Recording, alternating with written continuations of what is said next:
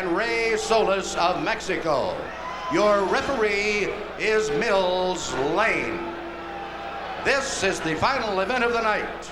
12 rounds of boxing for the WBC Welterweight Championship of the World. Introducing, in the blue corner,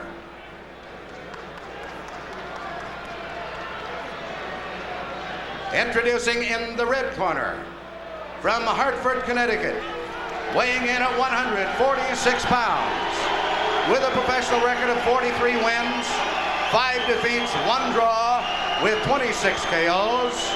He is a former WBA champion and is currently rated 3rd in the world by the WBC. Ladies and gentlemen, introducing the challenger, Marlon Starling.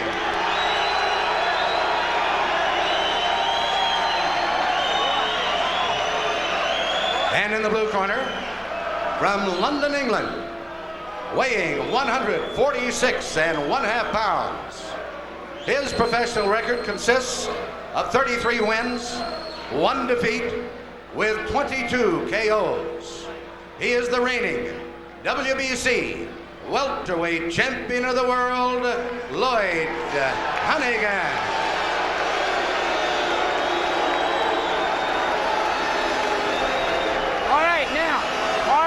Now remember, wait a minute. Now wait a minute. Now both of you protect yourself at all times. We've already gone through the instructions. Any questions from the challenger or Chief Striker? Any questions over here? Let's get it on. Come on.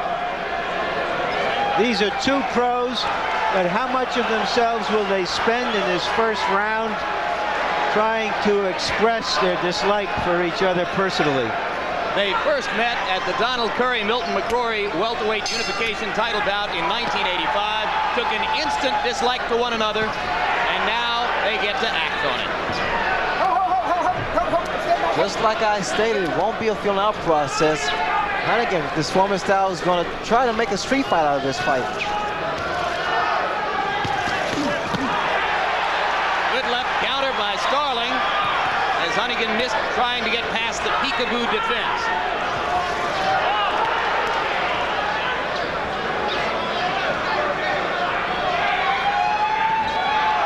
Starling coming straight in with the jab. His upper body's always in motion. Mills Lane is already telling Honeyghan to watch his head, which was expected because of the style of Honeyghan. You'll notice here, inside, Marlon Starling keeps those hands high. He waits for his man to throw a punch, then he retaliates. Good uppercut inside by Starling. What I see in Honeyghan, his chin is up there. That chin is wide open for any punch, especially the right hand. Honeyghan fighting out of a southpaw stance. He does this from time to time, although most of the time he'll be in a conventional stance. Now he goes back to the left-hand lead. But in doing so, Jim, Honeyghan is leaving himself wide open because when he throws his punches, watch the right hand of Marlon Starling.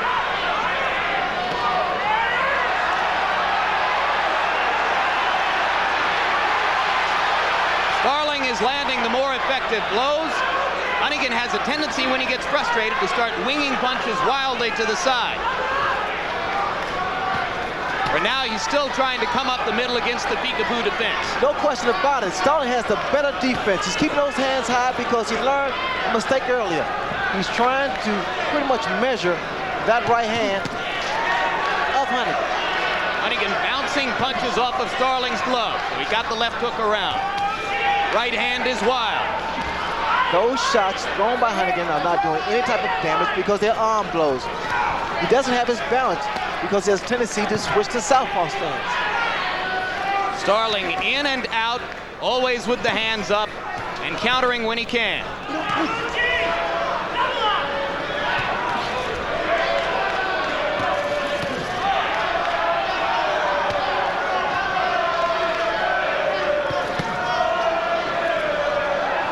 Right to the body was the first time in a minute that Honeyghan actually planted his feet to throw a blow. He keeps coming, Honeyghan keeps coming up with that left hand down, the right hand down rather. The left hook should be there. Thrown by Starling.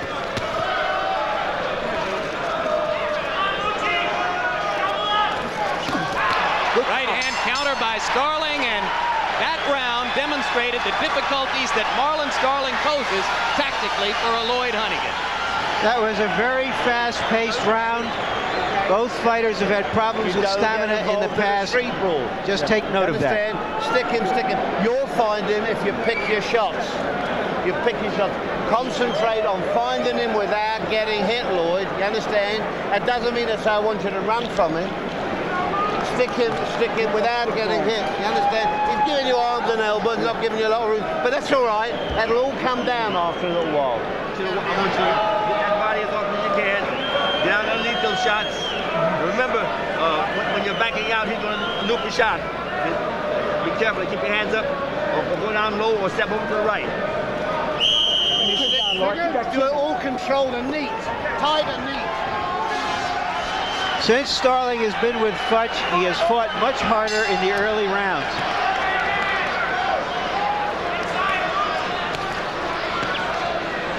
You saw in our punch stat computations the huge difference in the number of punches thrown in the first round, but there was virtually no difference in the number landed. Starling the more efficient fighter in round one. And you wonder how frustrating it must be for Mickey Duff to try to tell Honeyghan to fight tight and neat. Great right counter by Starling. You see what's happening, Jim? That Starling is counterpunching. He's picking his shot, whereas that you see in Honeyghan is just throwing punches spontaneously. Not really picking his shot like he should.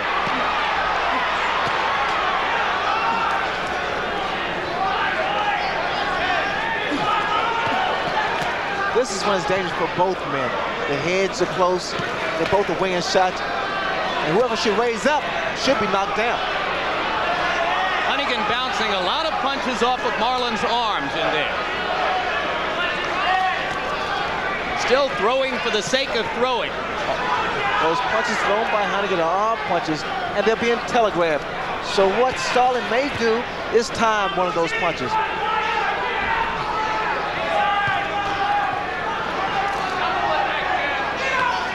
Marlon is not known for great punching power.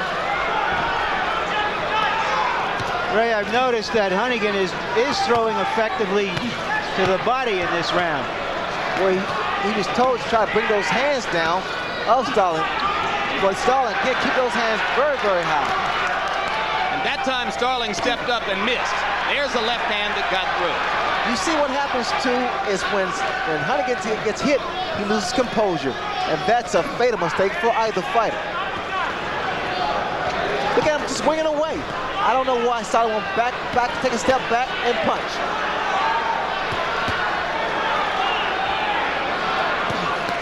And he's doing it now.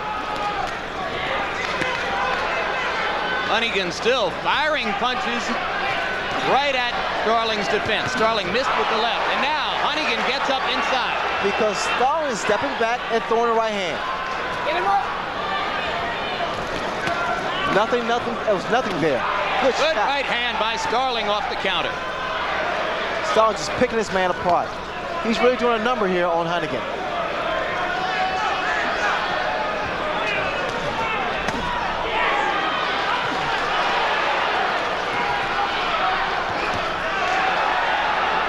Great defense by Marlon Starling. Picking Honeyghan shots off with his glove. Another round in which Marlon Starling has been by far the more efficient warrior.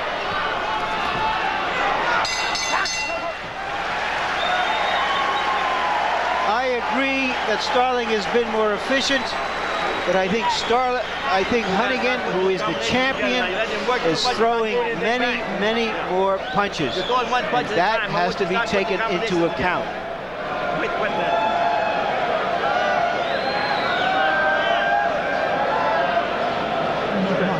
More numbers, all right? More numbers. Don't load up. Work. All right? Quick combination off to the side. Let's take a look as both of these fighters are standing right in front of each other. A good right hand, a very solid right hand by Starling. But you're getting to him already, okay? You're backing him up. All right, seconds. Come on, there.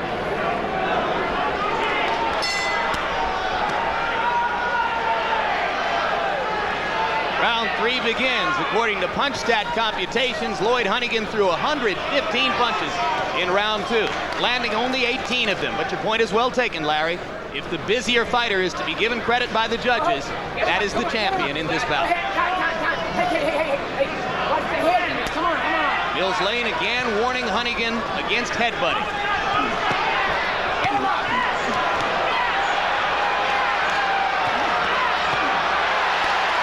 This is a beautiful display of counterpunching by Marlon Starling. He's taking his time, very poised, looking for those counter shots. If I was Starling, I would come back with the left hook. Now watch here, the right hand of Lloyd Honeyghan. Watch how he drops it as he throws his jab to get inside.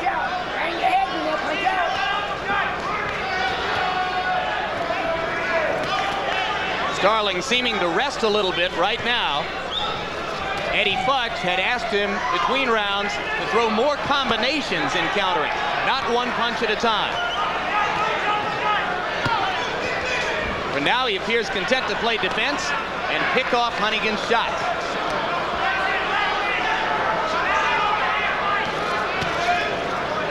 Lloyd is pawing a little bit, losing some steam. Well, Honeyghan's not doing right. Watch his jab. He throws his jab and he drops it. It becomes a lazy left jab.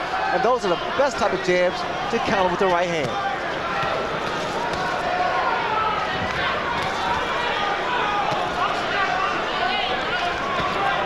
Not many punches from Starling, and certainly not the combinations that Futch wanted. But Honeyghan is slowing down the pace, either out of frustration or perhaps a little bit weary. Honeyghan's bringing both feet together. That's the easiest way to get knocked down.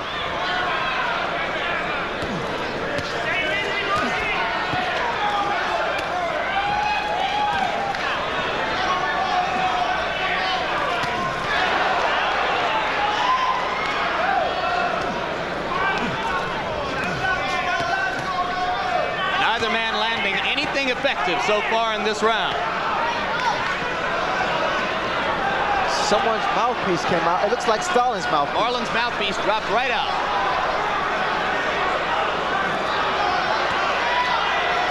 Very brisk pace by both fighters. More so, more action from Honeyghan. Although Starling's shots a little better, a little cleaner. Two clean counter shots by Starling. Not a lot of impact, but they landed. Honeyghan throwing wildly. That right hand seemed to momentarily wobble Starling. Caught him on the top of the head.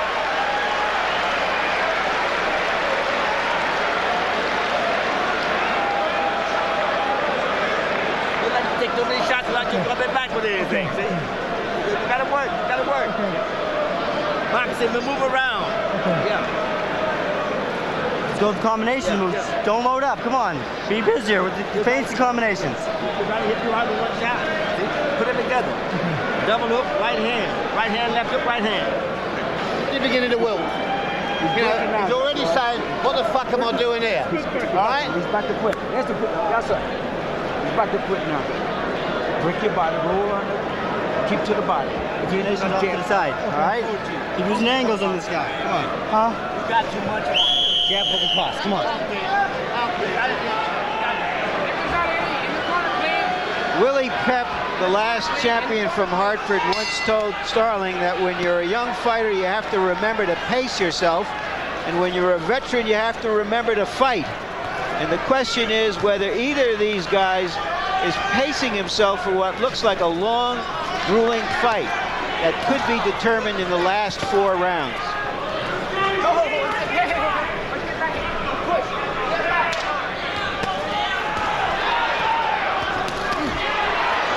Good uppercut by Marlon Starling. Honeyghan took what he thought was a low blow and said, ooh. Starling, for the moment, steps in to try to take advantage and takes a shot from Honeyghan as a result.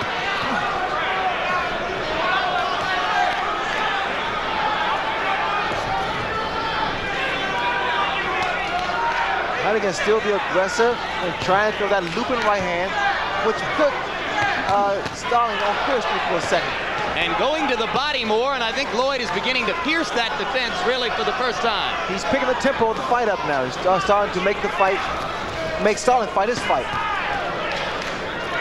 The left hand was blocked, but there is a school of thought that you keep landing on the upper arms, keep landing on the shoulders, and you're going to wear your man out.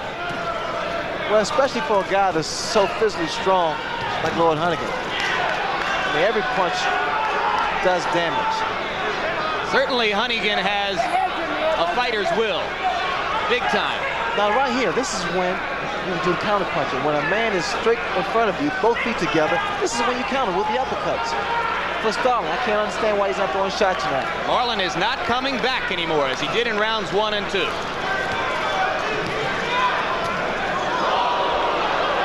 That's a typical Lloyd Honeyghan miss. Now watch some uppercuts. A couple uppercuts there by Starling, but you need to throw more. Come back with left hook. Starling planted his feet and just missed with the right hand inside.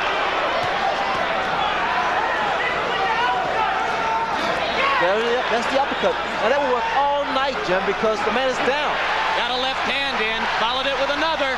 Honeyghan not coming back at the moment, and Starling lands 4 good blows in a row.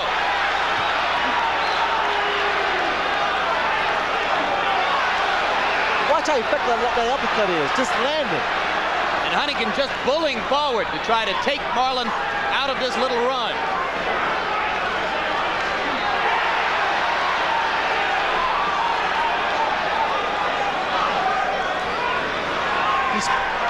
Both men are spending a lot of energy because they're missing some big punches. More and more, Honeyghan is able to pin Starling against the ropes and wail away. Hasn't been able to do anything that effective with it yet, but it could be a portent of things to come. Some respect from Lloyd Honeyghan. Tough fight. Lloyd, you can't have a war. You've got to be smarter than him. You're lounging, and you're letting him pick you off. Understand? Now, take a deep breath. Listen, take a deep breath and change your attitude, will you? Change your attitude. Just walk out and make yourself scarce not to get hit. He's making you do all the work. Harold Letterman, our unofficial official, tell us how you see the fight so far. Larry, I've got a 39-37 Marlon Starling, and I disagree. I say, you don't look at who the champion is. You got 2 guys in the ring, and they both got an equal chance to win. You score fights based on clean punching, effective aggressiveness, ring generalship, and defense, and Starling is winning on defense. I respectfully disagree by 1 round with you, Harold. I have it two rounds apiece. Round 5 begins. There's a momentary delay in Honeyghan's corner. Mills Lane giving the champ a chance to put his mouthpiece in, and now here we go.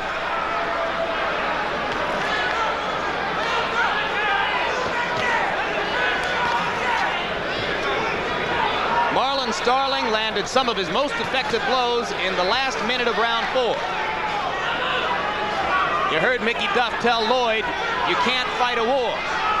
I don't know how easy it is for Lloyd Honeyghan to fight anything other than a war. Well, he's trying to box Starling, and Starling's on the attack. Ripping shots to the body. Oh, some beautiful combinations.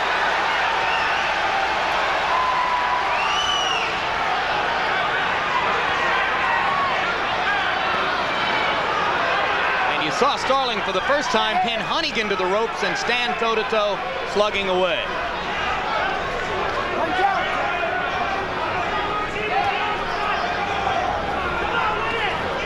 Now, if you watch the inside fighting of Marlon Starling, he does his pity pass, and all of a sudden, he throws a couple hard shots, very serious punches. He tries to lull this guy to sleep.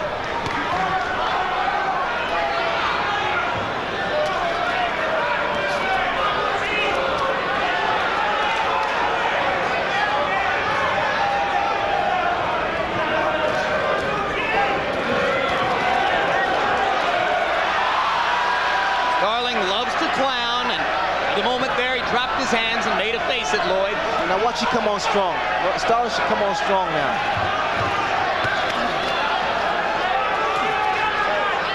Uppercut counter inside. Increasingly effective. There's another one. Some serious shots now, serious punches by Marlon Starling. Starling more and more developing an under-then-over sequence. Lloyd Honeyghan is breathing from the mouth, good indication of fatigue or arm weariness. This is the 5th round. It's scheduled for 12. Mouth is wide Honeyghan open. again in the southpaw stance, Ray.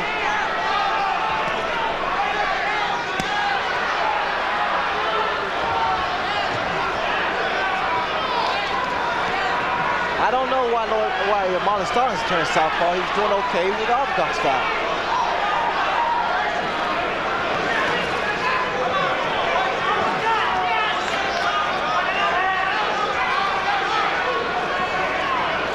What can Honeyghan gain from fighting in the southpaw position, Ray?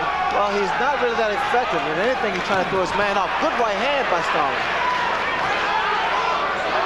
Because he doesn't fight that way often, he's going to get hit by a lot of right hands.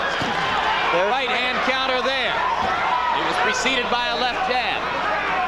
Honeyghan better go back to the conventional stance, and he does right now. Left hand inside, stops Honeyghan cold. Starling knocks out Honeyghan's mouthpiece. A big round for Marlon Starling.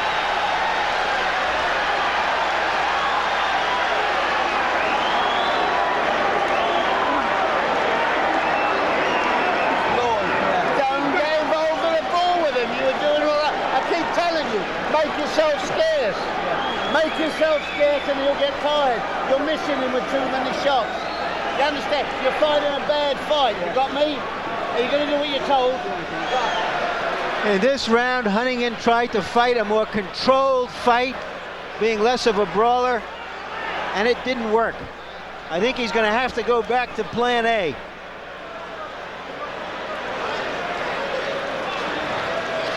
One impressive thing about Starling in this fight so far is that there is no apparent after effect of that devastating knockout in his last fight. A lot of people were curious to see how he would respond to that knockout in this fight. Well, of course, to his advantage, Larry, he doesn't remember it. The look on Lloyd Honeyghan's face, Which is a perfect alibi. The look on his face, he looked like a defeated warrior going back to his corner. He may have been more confused because I think he just fought a fight that he didn't expect to come here and fight, which he's trying to fight now. This man Look at Lloyd running from Marlon Starling. retreating. In other words, Marlon Starling has the momentum going, and he should take full advantage of it. This is not the fierce frontal assault warrior we've always seen Lloyd Honeyghan to be. This is not the man who thoroughly intimidated a Donald Curry, who was thought at that moment to be one of the best fighters in the world. Starling now, target practice inside. Oh, this is great. This is great for Marlon Starling. He has the finesse, he has the power, and he's putting his punches together. The jab, everything is working now. Well, Marlon Starling, regardless of what you may think of him otherwise, is a professional boxer. But he still must be extremely careful because Honeyghan still has that punch.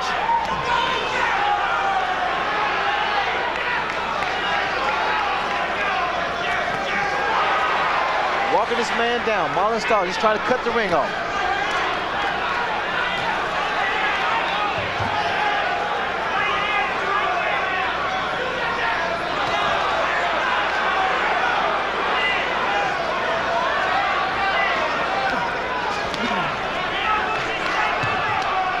This is not the Lloyd Honeyghan who was throwing 125 punches around earlier in this fight. He seems to want to regain his conviction, to rest and stay away from Starling for a while.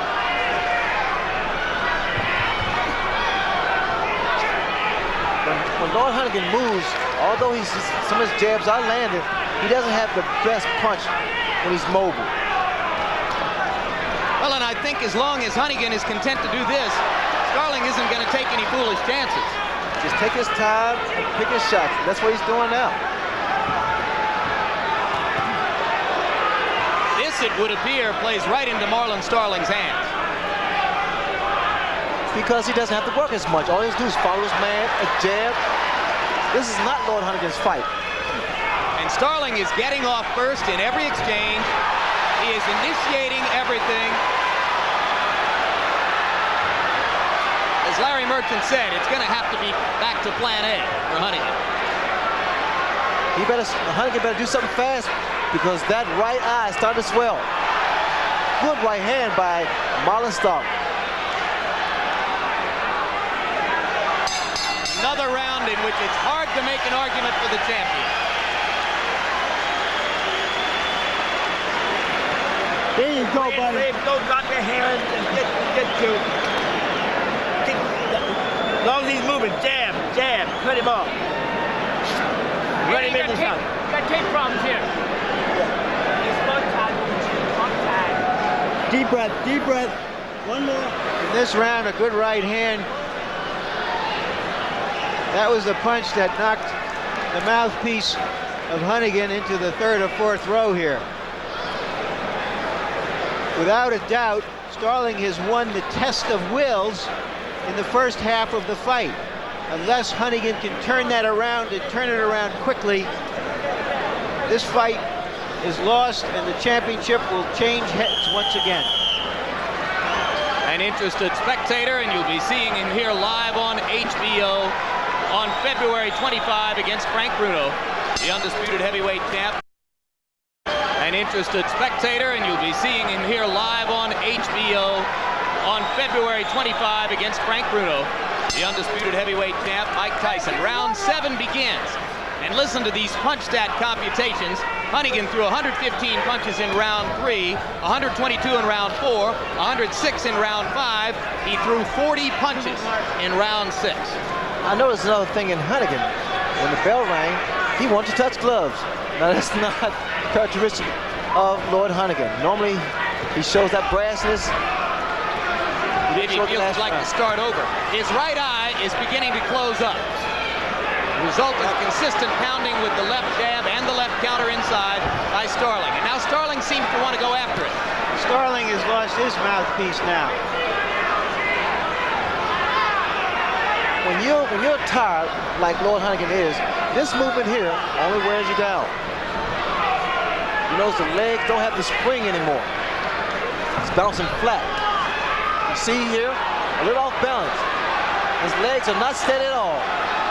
Starling takes advantage of the absent mouthpiece to start talking to Lloyd Honeyghan.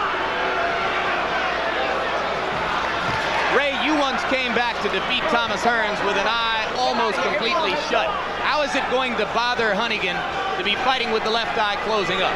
Well, it's not too bad yet. In fact, Honeyghan just lost his mouthpiece. So both guys are breathing very deeply, trying to get that additional breather here. But it appears to me, Jim, that Honeyghan is not on steady legs. Let me just correct myself. I may have said the left eye. It is the right eye of Lloyd Honeyghan, which is closing up, not the left. The right eye is the one. Some playful antics by Marlon Starling. Well, he's a little bit of a con artist in there and always has been. May have given away too much in 2 fights against Donald Curry, trying to psych him out. Here it doesn't seem to be hurting him yet.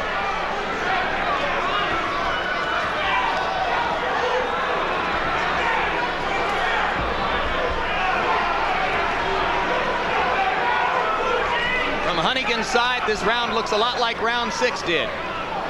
He is retreating, trying to pick his shots, and it isn't working. Well, Lloyd Honeyghan is not really fighting back. He's giving this round to Marlon Starling.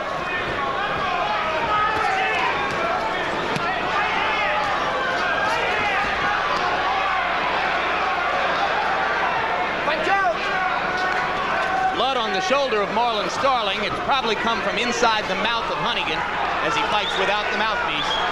There's no steam in the punches of Lloyd Honeyghan. He needs to gain some respect here. Will this be called a slip or a knockdown? It was a slip. He threw a punch. He was off balance. Didn't have too much support from his legs.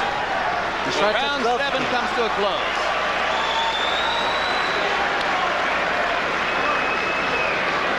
I got it. Lloyd Honeyghan may have given up on this fight. Got a tape problem over here. You have to get the one up pre-round, please. That's Honeyghan being handled his right eye Closing. You're way behind now, you've got to start getting into this fight.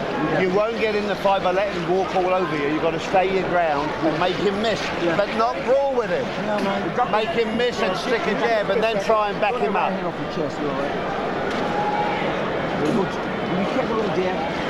You all right? You okay? You're not tired? No, good. Then go out and work. Come on, go out and work. All right? Yeah, let's go. Weave, make yourself scarce and work. This is the kind of fight the British skeptics of Honeyghan wanted to see him in and see whether he would have the answers. We'll find out.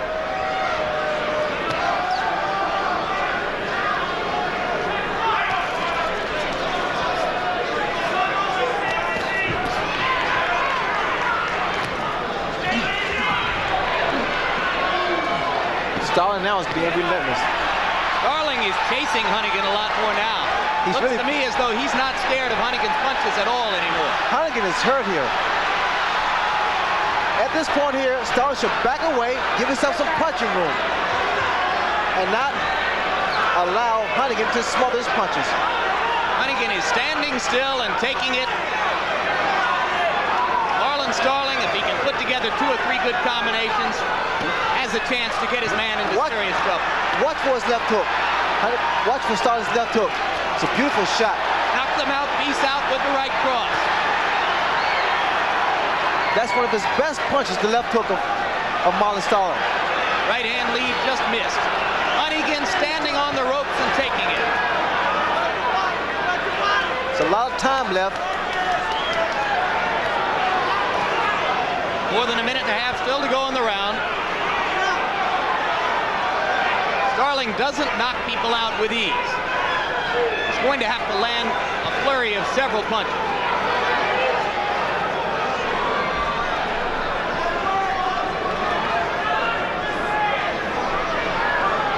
Starling wants to catch that chin open of Honeyghan with his overhand right.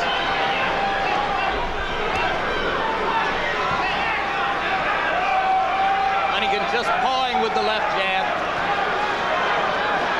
That takes so much from him. We miss those big shots like that. Well, Starling stopped punching and gave Honeyghan a chance to catch his breath a bit. So for the moment, the crisis has passed for Lloyd Honeyghan.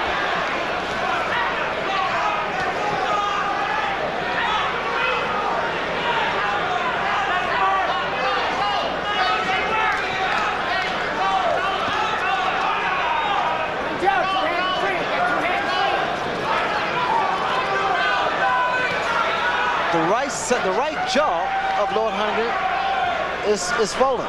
It's really swelling up. He's starting to look as though he's got the mumps or as though he's just had his wisdom teeth pulled out. I wonder if Starling has broken Honeyghan's jaw. Just picking this man apart. Lloyd lands the left hook, or check it, Marlon lands the left hook right on the place where Honeyghan's jaw is swelling. Oh, look at the legs of Lloyd Honeyghan. Yeah, and that jaw could be another reason why he's having trouble keeping the mouthpiece in.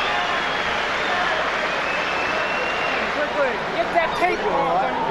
You sure? Yeah. It's all right. It's all right? Just there. Your jaw's okay? Yeah, it's fine. All right. It's a bruise. It's a bruise. Okay. It's a bruise. I just squeezed it. It's a bruise. Eddie, let me take a look. Open your jaw. Okay.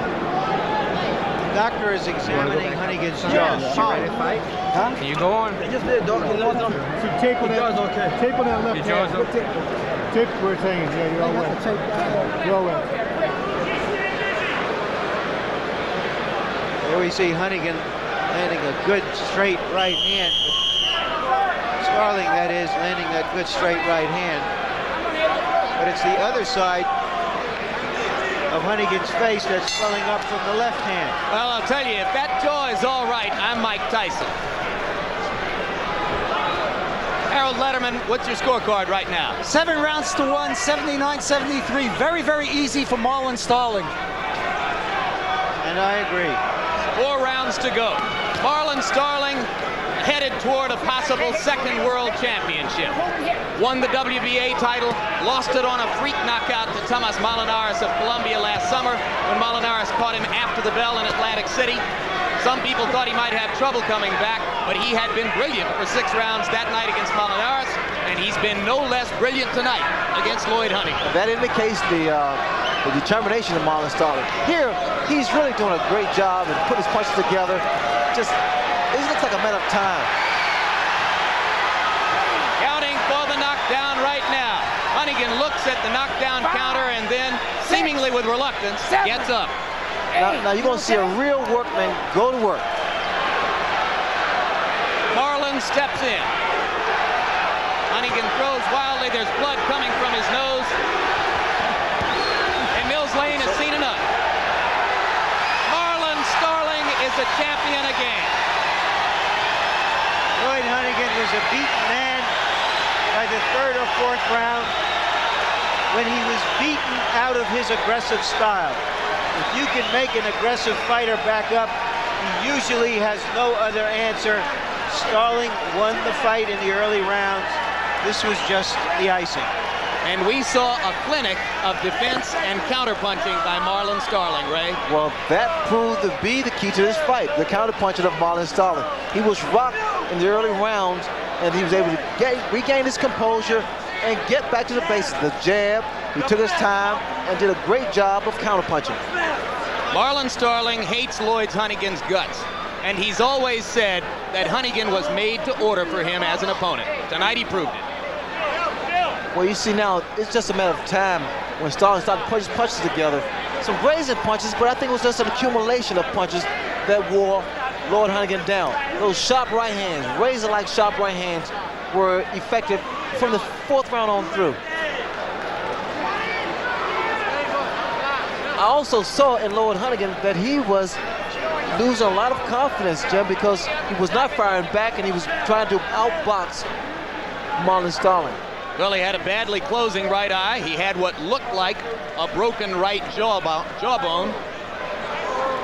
And he had little reason to try to prolong matters, being as far behind as he was. Watch his legs. There's nothing there. His legs are like jello. The body shots, good straight right into the body. And Mills Lane did the right thing of stopping to not do any more further damage to Lloyd Honeyghan.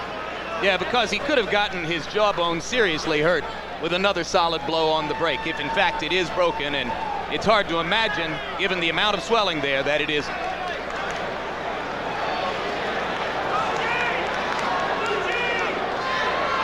Right now, let's go up to ring announcer Chuck Hall for the official decision.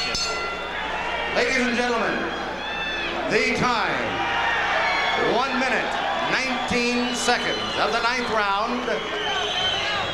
Referee Mills Lane stops the bout. The winner by a TKO and new WBC welterweight champion of the world, Marlon, the Magic Man, Starling.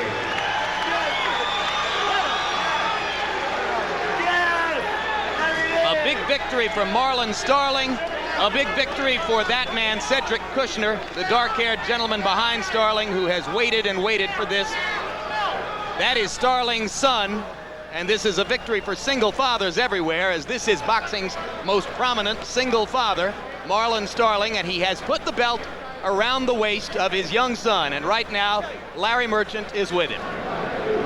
Marlon, you've done it again. You've been in this position, it seems, all of your life as a fighter when you had to go uphill against the tide. Well, you know, once again, I want to thank my cake lady, Phyllis.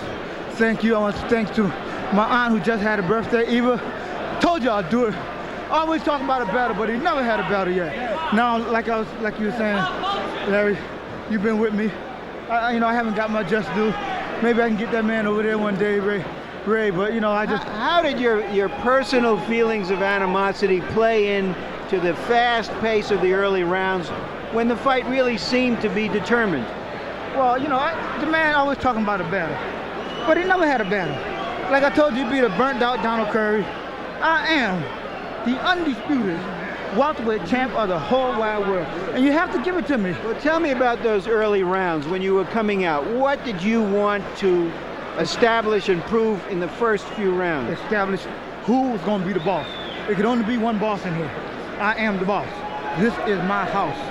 I live here. He came out firing 2 punches to every one of your punches. His wasn't landing, mine was. You felt that you could just be disciplined and pick your shots? Yeah, so I train hard, long and hard. My trainer Eddie Fudge, they prepared me very well. What happened? Tell me, what was your plan? You know how he fights. What was your plan, and how did you try to execute it? Well, my plan was to go out there and establish, like I said, who's going to be the boss. Once I established that, the guy's a little awkward. I had to, get his timing down. Once I got his timing down, it was all mine. Did he ever hurt you? Yes, he hit me one shot that buckled me in a little bit, but it wasn't nothing that I haven't got hit with before. When did you hurt him? When did you feel him weakening to your assault? From the first round on. He didn't. He said he was going to fight. I knew he couldn't fight me. And everybody's saying Lloyd Honeyghan is strong. Once again, I beat the odds, beat the system, didn't get my just due, but I know in my heart, and I know that I'm the undisputed. A lot of people would find it amazing that you were able to dismiss the knockout, even the illegal knockout of the last fight, because you were knocked cold. When? In the last fight, when you fought, when you lost your title. Oh, so you don't remember it, so that enabled you not to think of it. No, I don't. I never think about something that I didn't know. I got hit after the bell. That's all I remember. The last thing I remember was the bell ringing. Once again, I'm going to strangle my people because they let me talk to you when I didn't know what world I was in after that last fight. But, I was so determined to not be carried out on the stretcher. Really, I didn't know where I was at. Did you know that you were going to have to win what we would call a test of will out there and beat him back, and that was really what the fight was about? No, what I wanted to do since Lloyd was doing all the talking, I wanted to beat him up. And believe me, if you look at Lloyd's face, he got beat up. Are you going to fight Breland again? Do we have to go through that drill once more? I'm going to fight. Once again, I'm trying to get myself financially set for the rest of my life. I believe I'm the welterweight champ of the world, the undisputed welterweight champ of the world. I beat every fighter out there in the world. I just want you people and the rest of the world to give it up. And nobody can beat me in my house. Let Ray Leonard come on. Let him take his shot. He know how to pick his opponents. He won't. Believe me, I take my hats off to a great fighter in Ray Leonard. But everybody wants to fight Ray Leonard. Everybody. Let's talk about and I don't the want welterweights. Exactly. Welterweight. I can't fight the junior middleweight. What about Simon Brown? You fought him when he was a kid. You beat him. He's now the IBF champion. Would you fight him again to unify the title? If the mind is right, I'll fight him. Once again, I don't want to keep singing the same old song. Let me just be happy with this championship right now. I always wanted to bring the green belt. My time is now. This is right here, my son that's been gone. He's been without me for all these months. This is the man that this belt belongs to. You have every right to be happy. Thank you very much, Marlon Starling. Thank you for a good fight. Back to you, Jim. All right, thanks very much, Larry. And Ray, Larry mentioned the third man in the picture, Simon Brown, the IBF champion, who for a variety of reasons has never risen to the level of prominence and popularity that the two men who hold these championships now, Mark Breland of the WBA and Marlon Starling of the WBC, occupy. Put yourself in the place of Mark Breland. It's either your worst nightmare or your best night. You've won a title back, and now the challenge ahead is probably going to have to be the one man who has humiliated you twice before.